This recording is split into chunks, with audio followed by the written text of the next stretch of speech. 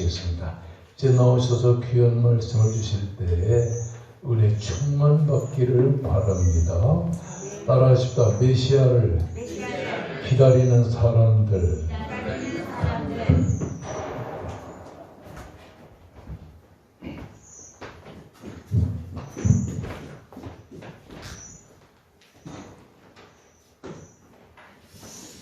설교를 목사님께 부탁을 받으면서 제일 고민을 많이 했습니다. 왜냐하니까 우리 목사님은 대설교를 목사님 앞에서 어떤 말씀을 드려야 될까?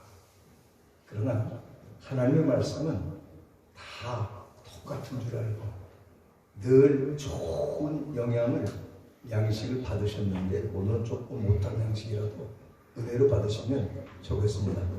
옆 사람과 인사합시다. 메리 크리스마스. 다시 한번 옆 사람 바라봐서 메리 크리스마스. 해피 뉴 이어. 설교를 준비하면서 제일 목사님들 설교하기 어려운 것이 절기설교라고 저는 생각해요. 왜냐? 절기설교는 한정되어 있습니다. 성경 구절도 한정되어 있고 또 말씀도 대부분 비등한 말씀이에요. 그래서 어쩌면 제 설교도 많이 들었던 설교가 될지 몰라요. 그러나 그때마다 역사하시는 하나님의 은혜는 달랐다고 생각합니다. 오늘 성탄절인데 예수님이 탄생한 이후에 여러 가지 극적인 사건들이 있지만은 그 가운데서 정말 극적인 사건은 동방에 있는 이방인이 예수님을 찾아왔다. 정작 메시아를 기다리고 메시아를 만나고 소망했던 사람들은 유대인들인데 근데 동방에서 온 박사들이 먼저 예수님을 찾아 경배하면서 메시아를 기다리는 이스라엘 백성들을 깜짝 놀라겠다는 것이죠.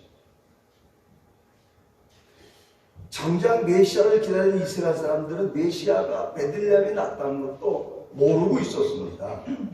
단지 베들레헴 지경에서 양을 치는 목자들 몇 사람과 그리고 그 천사들의 소식을 들은 몇 사람들이 아끼게 경배했지 유대에 있는 많은 사람들 선지자들의 누누한 예언을 들었어도 불구하고 구약의 메시아 탄생에 대한 구체적인 예언 구절들이 엄청 많이 있습니다. 대략 한 50여 개가 넘는다고 그러는데 저들은 오랫동안 그 약속을 기다렸을 거예요. 근데 실제 만난 것은 그들이 아니었다는 것이죠. 실제 예수님을 영접한 것은 그들이 아니었다는 것입니다. 물론 저들 가운데 세례 요한의 어머니 엘리사벳은 알고 있었는지 모릅니다. 그러니까 대부분의 유대인들은 모르고 영접하지도 못했다는 거예요. 그런데 이방에서 별을 연구하는 박사들이 알고 경배를 와요. 깊이 생각하면 여기에도 하나님의 인도하심이 있지 않나, 하나님의 뜻이 있지 않나 저는 생각합니다. 먼저 저들은 율법에 대해서 알고 있었을 거예요. 동방 이방인이지만 율법에 대해서 알고 있었고 그 가운데 이스라엘에 장차 한 왕이 탄생할 것을 미리 알고 있지 않는가. 이미 하나님의 말씀은 그들에게도 전달되었다는 것이죠. 그 대표적인 예가 요나를 통해서 니느웨에 전된 이방 전도가 있었고 그리고 다니엘을 통해서 하나님의 말씀은 바벨론과 페르시아 전 지역에 전해졌어요.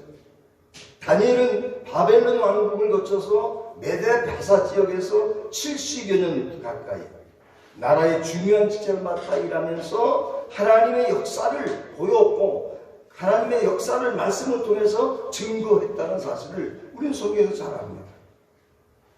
또 호로된 유대인들, 강날에 헛된 유대인들, 그들은 이방 땅에서 회당을 짓고 그리고 예배하고 자녀들을 교육하면서 하나님의 말씀을 전하고 그 말씀을 가지고 살았습니다. 그 영향이 동방에서 별을 연구하는 그 박사들에게도 그 영향을 끼치지 않나 그렇게 생각하기 때문에 하나님의 말씀은 자연히 이방에 전해졌고 그로 인해서 여러 부류의 사람들이 하나님의 말씀을 받아들이고 그 말씀 안에 살고 있었던 적입니다. 동방박사들은 그 불 가운데 한 사람이죠. 저들은 하나님을 믿었다고 볼 수 있어요. 그 말씀을 믿었습니다. 그 말씀 안에 살던 어느 날 동방의 기이한 별을 발견하고 그리고 그 별을 따라와서 메시아를 만나게 됐다는 것입니다. 그리고 이 사건은 장차 이방 땅으로 복음이 전해질 사인이라고 볼 수 있죠. 동방박사들뿐만 아니라 동방의 왕들, 동방의 백성들뿐만 아니라 서방과 아시아, 아프리카 모든 열방에 있는 모든 나라들이 주님 앞에 경배할 것을 미리 보여준 사인이 아닌가, 저는 그렇게 생각해 봅니다. 여기에 하나님의 놀라운 섭리가 있지 않았나. 그런데 이 동방박사들과 아주 대조적인 무리들이 바로 이스라엘 사람들입니다. 동방박사들이 유대인의 왕 메시아의 탄생을 알고 예루살렘을 찾아왔을 때 헤롯과 대제사장 그리고 서기관들은 깜짝 놀랐다는 것입니다. 무슨 말이겠습니까? 그들은 예수님이 탄생한 걸 모르고 있었다는 거예요. 모르고 있었다. 동방박사들은 유대인의 새 왕 메시아가 탄생하셨기 때문에 온 유다가 축제 가운데 있으리라고 생각했어요. 그런 기대를 가졌을 것입니다. 그러나 예루살렘은 너무 조용했다는 거예요. 너무 조용했기 때문에 저들은 아마 축제가 이미 지나간 건 아닌가, 우리가 좀 늦은 건 아닌가 그렇게 생각할지도 모릅니다.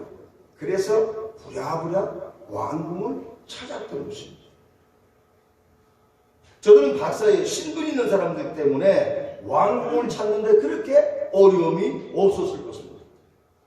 저들은 상당한 지혜 있는 사람들, 페르시아의 박사들, 천문학을 연구하는 그런 박사들입니다. 저들은 별을 연구하는 사람들이고 고대 사회에서는 귀족수 가운데 속한 사람들.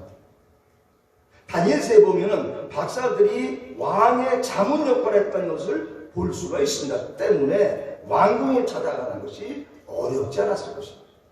그리고 유대인이 왕이 탄생하셨기에 분명히 유대인이 왕이 새로 탄생한다면 왕궁에 나설 것이 아닌가 그런 생각을 했을 것입니다. 그래서 왕궁으로 말을 급히 몰았던 것입니다. 그러나 저들은 그 기대가 다 허물어졌습니다. 왕궁에서조차도 그 일을 모르고 있었기 때문에 메시아 탄생을 알지 못했다는 것입니다. 박사들이 유대인의 왕으로 나시니가 어디 계시냐? 2절 말씀 보면 우리가 동방에서 그 별을 보고 그의 경배하러 왔노라 그렇게 말씀하는데 3절은 소동이 일어났다. 깜짝 놀랐다는 것 아닙니까? 오히려 헤롯을 비롯해서 왕궁 안에 있는 사람들은 놀라서 어찌할 줄을 모르고, 그런데 기가 막힌 사실은 그 후에 저들이 이 일은 메시아의 탄생을 의미한다는 것을 알았다는 거예요. 그래서 4절에 보면 왕이 모든 제사장과 백성의 서기관들을 모아 그리스도가 어디서 나겠느냐. 그리스도가. 왕이 어디서 나겠느냐가 아니라 그리스도가. 헤롯은 그리스도라고 말하고 있습니다. 그리스도라는 말은 무슨 말입니까? 히브리어는 메시아라는 말이죠. 메시아가 어디서 나겠느냐. 그러니까 메시아에 대해서 이미 알고 메시아를 기다렸던 것이 분명합니다. 그런데 진짜 예수님이 오셨을 때 그들은 알지 못했다는 것입니다. 이 무릎의 대제사장들과 서기관들은 유대 베들레헴 땅이라고 말씀을 합니다. 미가서 5장 2절 말씀을 가지고 그 예언을 들어서 유대 베들레헴 땅에서 나섰을 것입니다. 그렇게 말씀하는 거예요. 미가서 5장 2절 말씀은 베들레헴 에브라다야 너는 유다 족속 중에 작을지라도 이스라엘 다스릴 자가 내게로 나올 것이다. 그의 근본은 상고의 영원에 있느니라 하는 말씀. 저들은 제제사장들과 서기관과 유대인들은 그리스도의 탄생에 대한 소식을 들었습니다. 알고 있었습니다. 예언을 믿고 있었습니다. 하늘의 별을 보고 찾아온 박사들을 통해서 예수님의 탄생을 알았습니다. 그것이 예언의 말씀이 이루어진 것을 알았습니다. 그것이 사건이 될 것도 알았습니다. 그러나 저들은 예수님을 영접하지 못했습니다. 정작 그 사건이 일어날 때에 그들 가운데 누구도 진지하게 받아들이고 베들레헴으로 달려간 사람은 없었다는 것입니다. 여러분, 오늘 이 말씀을 보면서 생각해야 할 것이 바로 이겁니다. 주님에 대한 내용, 주님을 기다리면서도 막상 주님이 오셨을 때에 영접받지 못한, 경배하지 못하는 이 어리석음을 우리는 알아야 돼요. 경계해야 돼요. 우리의 영적인 무지, 준비 없는 삶으로 인해서 우리도 저들과 같이 대제를 할까라는 두려움이 있습니다. 성탄을 기다리면서 우리는 초림하신 예수님뿐만 아니라 다시 오실 예수님을 기다려야 된다는 것이죠. 이 기다림 속에서 주님이 오실 때 우리의 모습이 바로 더 제사장들이나 서기관들과 유대 백성들처럼 되지 않을까 걱정이 되는 것입니다. 저들은 예언의 말씀을 이미 알고 있었습니다. 창세기 3장 14절부터 기록되어 있는 메시아에 관한 글들을 너무 잘 알고 있었습니다. 선지자에 의해서 예언된 이 메시지를 저들은 모두 알고 있었습니다. 이 땅을 구원하시기 위해서 하나님께서 그 아들을 보냈을 것이라고 믿고 기다리고 있었습니다. 그러나 저들의 심령이 무디어져 있었습니다. 저들의 눈과 귀가 가려워져 있습니다. 왜 그렇습니까? 저들은 현실에 집착합니다. 하나님의 약속에 대해서 기대와 진지한 기다림이 없었던 것입니다. 여러분, 신앙생활을 하지만 준비된 삶, 깨어있는 삶을 살지 못하면 예수님이 이 땅에 오셔도 그 예수를 영접할 수 없다는 것입니다. 이스라엘에는 다른 민족이 받지 못한 하나님의 말씀, 율법이 있었습니다. 하나님에 대한 의식이 있었습니다. 그러나 살아있는 말씀의 능력, 그런 삶이 없었습니다. 그래서 예언이 있어도 그 예언이 적용되지 못했습니다. 말씀이 있어도 영접하지 못했습니다. 이것이 문제라는 것입니다. 여러분, 우리도 그렇지 않습니까? 성경은 성경의 말씀은 많은데, 많이 듣고 보고 하는데 그 말씀이 내 삶 속에 살아 역사하지 않았습니다. 능력을 잃어버렸습니다.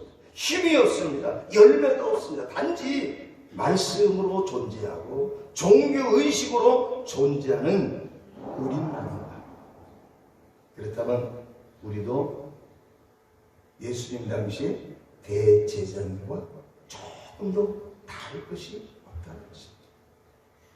주님께서는 분명히 우리에게 다시 오실 것을 약속하셨습니다.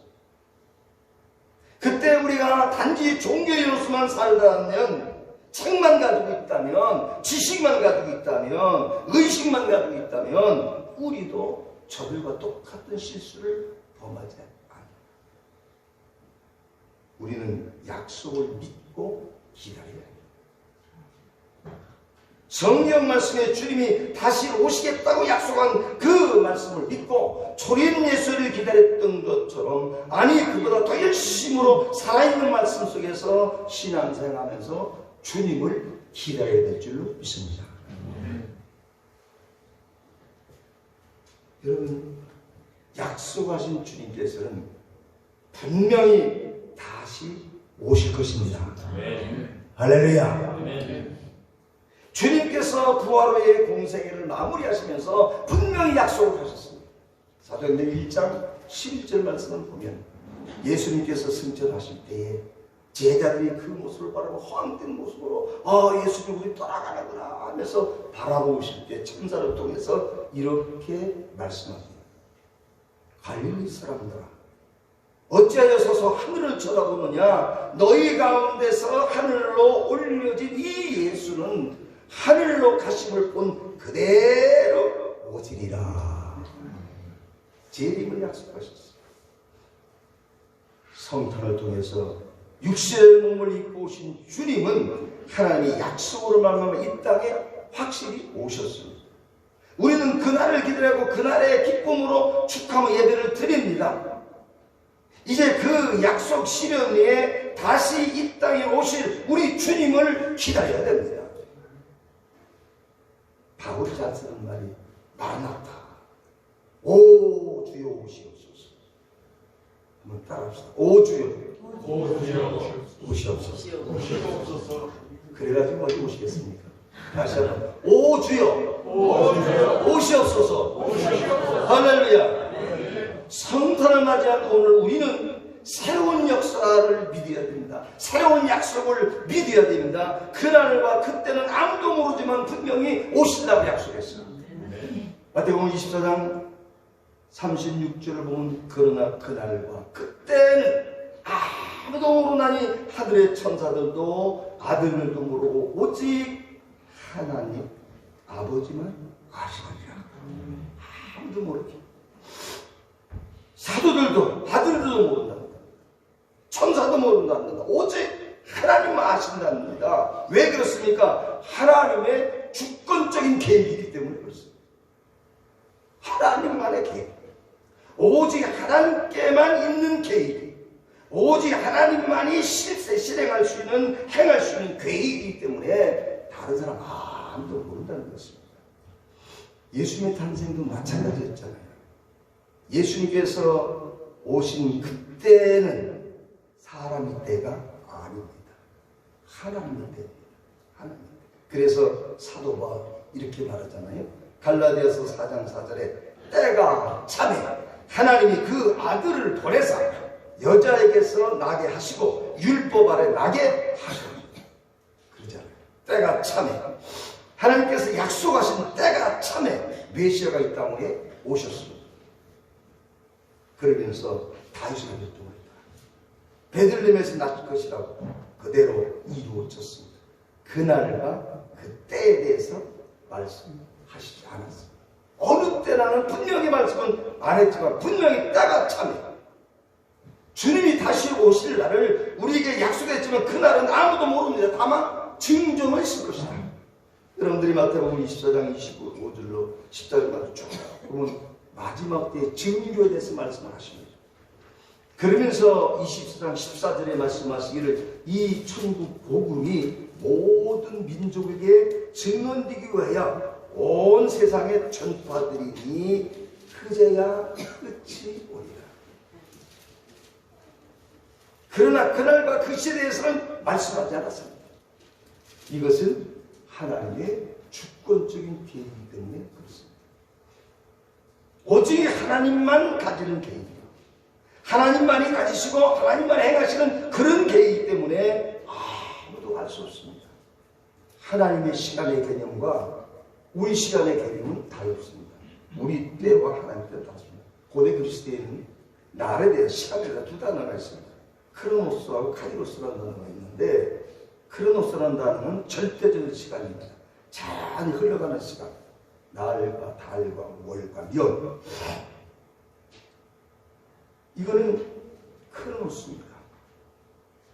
크로노스는 시간이 우리 사람은 크로노스의 개념 속에 그 시간의 개념 속에 살아갑니다. 그래서 몇 년, 몇 월, 며칠 우리는 시간에 따집니다.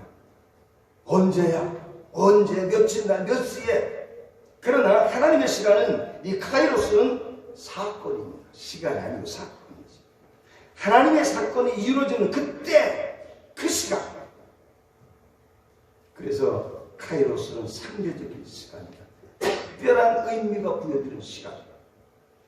이런 개념으로 볼 때 하나님께서 우리에게 말씀 하루가 천년 같고 천년이 하루 같다는 그 말을 우리는 이해할 수가 있는 겁니다. 중요한 것은 주님께서 다시 오시겠다고 하신 그 약속의 말씀. 그때 메시아를 보내겠다고 하시고 메시아를 보낸 것처럼 다시 오겠다고 하신 그 약속 그대로 분명히 때가 되면 주님께서 이 땅에 다시 오실 줄 믿습니다. 그럼 우리 어떻게 됩니까? 기다려야 됩니다. 기다리는데 그냥 기다리냐? 깨어 있어야 된다는 것입니다. 깨어 있어야. 근데 문제는 무감각한 게 문제입니다. 무감각으로 깨어있지 못합니다. 준비를 하지 못하고 현실에 이끌려서 현실에 집착해 살고 있어서 준비가 안 됩니다. 비록 성탄절이지만 성탄의 의미보다는 크리스마스의 분위기에 휩싸여서 진짜 예수님을 만나지 못하는 거죠. 세상 사람이나 그리스도인들 다 여기에 동조합니다. 그러나 이 성탄을 통해서 다시 주님께서 우리 가운데 오신다는 생각, 그 주님을 맞이하기 위해 준비하고 기대한다는 의식을 가지고 살아야 된다는 것입니다. 오늘 이 시대의 무감각을 주님께서 이렇게 지적하셨습니다. 노아의 때를 지적했죠. 마태복음 24장 37절로 39절까지 말씀을 보면 노아의 때가 때와 같이 인자의 임함도 그러하리라. 홍수전에 노아가 방주에 들어가던 날까지 사람들이 먹고 마시고 장가들고 시집가고 있었으면서 홍수가 나서 저희를 다 멸하기까지 깨닫지 못하였어. 인자의 임함도 이와 같으리라. 생각지 아니한 때에 하나님께서 노아의 앞으로 이 땅을 물로 심판할 것을 말씀하면서 산에 올라가 큰 방주를 지으라고 명령합니다. 노아는 하나님의 음성을 듣고 사람들 앞으로 하나님께서 물로 심판할 것을 이야기하면서 방주를 지으나 그러나 사람들은 듣는 중 마는 중이었습니다. 오히려 노아를 비웃고 그의 말을 무시했습니다. 그때 그의 모습을 주님은 사람들이 먹고 마시고 장가들고 시집가고 이게 나쁜 건 아니죠. 나쁜 건 아닙니다. 먹고 마시는 거 중요한 일입니다. 결혼 중요한 일입니다. 문제는 하나님을 떠나서 하나님과 상관없이 하나님의 거역을 하나님을 거역하면서 영적인 방탕에 빠지는 것이 문제라는 것입니다. 그걸 지적하는 거예요. 오늘 이 시대 모두도 그렇습니다. 우리도 그럴지 몰라요. 하나님을 떠나서 하나님과 상관없이 먹고 마시는 일. 그렇다면 우리는 주님을 기다리는 삶을 살 수가 없습니다. 설사 주님이 오신다 해도 주님을 영접할 수 없을 것입니다. 노아의 때의 사람들과 같이 오늘 이 말씀을 우리는 무시하고 던져버리게 될 것입니다. 헤롯이나 대제사장들과 서기관들이 같이 예수님의 탄생하셨다는 소식을 듣고도 현실에 안주하면서 영접하지 못한 것처럼. 그래서 주님은 말씀하십니다. 그러므로 깨어있으라. 깨어있으라. 어느 날에 너희 주가 임하는지 너희가 알지 못합니다. 너희도 아는 바니 만일 집 주인이 도둑이 어느 시각에 올 줄 알았더라면 깨어있어 그 집을 뚫지 못하게 하였으리라. 이러므로 너희도 준비하고 있으라. 생각지 않을 때에 인자가 오리라고 주님은 말씀하십니다. 우리는 이제 믿음으로 깨어있어라. 집주인이 도적이 어느 시간에 올 줄 알았다면 깨어있어가지고 그 집을 뚫지 못하게 하리라. 물론 비유의 말씀입니다. 주인이 잠을 자지 않고 눈을 뜨고 지키는 것이 아닙니다. 도적이 올 시간을 알았다는 것입니다. 그것을 안다면 그 시간에 깨어서 도둑을 막을 수가 있다는 것이죠. 깨어있다는 것은 뭘 말해줍니까? 예비하는 것입니다. 예비하는 것. 마태복음 25장에 보면 열천의 비유가 나오죠. 그 열천의 비유의 명백한 그 차이가 뭡니까? 준비의 차이입니다. 지혜로운 5처녀는 기름을 준비했어요. 그러나 미련한 5처녀는 기름을 준비 못했습니다. 이것이 깨어있는 자, 깨어있지 못한 자의 차이입니다. 기름 준비한 사람은 잠을 자다가도 신랑이 올 때에 등불을 들고 맞이할 수가 있습니다. 주님을 맞이할 영적 준비, 기도와 말씀을 통해서 그리고 하나님의 백성된 자의 삶을 통해서 준비하고 있을 때 우리는 주님이 다시 오실 것을 믿고 준비할 때 주님을 만날 수 있을 줄 믿습니다. 깨어 준비하는 여러분 되시기를 주의 이름으로 축복합니다. 여러분, 이 성탄을 진정으로 축하하고 축하할 수 있는 사람이 누구입니까? 누굽니까? 단지 캐롤을 부르고 집안에 장식을 하고 성탄 예배에 참석하는 것으로 주님을 기다린다고 생각합니다. 성탄절이 되면 세상 사람들이 더 요란해요. 제가 목동 사거리에 교회가 있어서 목회를 했는데 어느 해인가 크리스마스 이브날 교회에서 행사를 마치고 그 청년들이 목사님 나가서 차 한잔하자고 그래 가자. 그래서 차를 한잔 마시고 돌아오는데 사람들이 목동 사거리에 폭죽들 난리가 술이 막 차가지고 비스비스. 그때 뭐 크리스마스 이브 행사를 다 마쳤으니까 12시간 갔죠. 술이 되고 비스비스라고. 어떤 남녀가 손부터 한참 가다가 우리 교회 출입을 켜고 야 교회도 크리스마스가 있냐?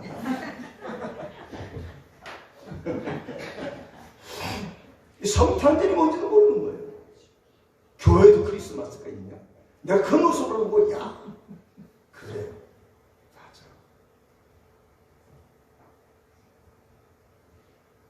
헤롯과 대제사장들, 율법사들은 주님의 오심을 맞이하지 못했습니다. 사실 저들이 주님의 오심을 맞이해야 됐지만 저들은 주님을 맞이하지 못했을 뿐 아니라 오히려 주님을 비방했어요. 진정으로 주님을 맞이하는 사람들이 누굽니까? 준비한 사람들. 간절히 기다리고 사모한 사람들입니다. 목자들과 동방이만 박사들이었습니다.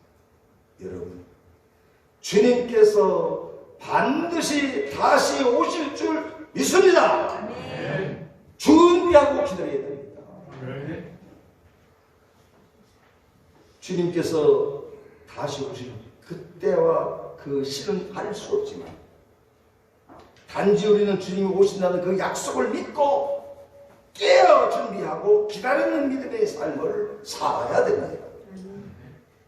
기도와 말씀을 통해서 경건한 삶으로 사랑으로 살아가는 능력의 삶을 통해서 주님의 교회 안에서 봉사와 섬기는 일을 통해서 준비해야 됩니다. 성탄을 맞아 이 땅에 초림하신 주님을 기뻐하고 그분의 모든 것을 감사하면서 이제 우리는 다시 오실 주님을 알아야 눈을 돌려야 됩니다.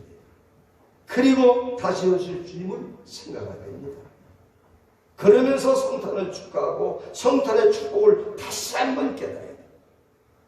그렇다면 주님이 다시 오셨을 때 그 축복을 느끼게 될 것입니다. 여기에서 오늘 우리의 성탄은 더 아름다운 성탄이 될 것입니다. 재림할 주님을 빼놓고 초림한 예수님만 기다리면 진정한 성탄이 될 수 없습니다. 마라나타 주 예수여 오시옵소서 준비하고 기다리는 여러분 되시기를 주의 이름으로 축복합니다. 기도하겠습니다. 하나님 사랑과 은혜를 진실로 감사드립니다. 오늘 성탄주일 이 땅 위에 탄생한 아기 예수를 기쁨으로 맞이하고 준비하고 그 예수를 영접했습니다. 이제 다시 오신 예수, 재림하신 예수님을 기다리고 준비하고 깨어있어서 그 주님을 맞이할 수 있는 저들이 되게 주옵소서. 감사하고 예수님 이름으로 간절히 기도하옵나이다.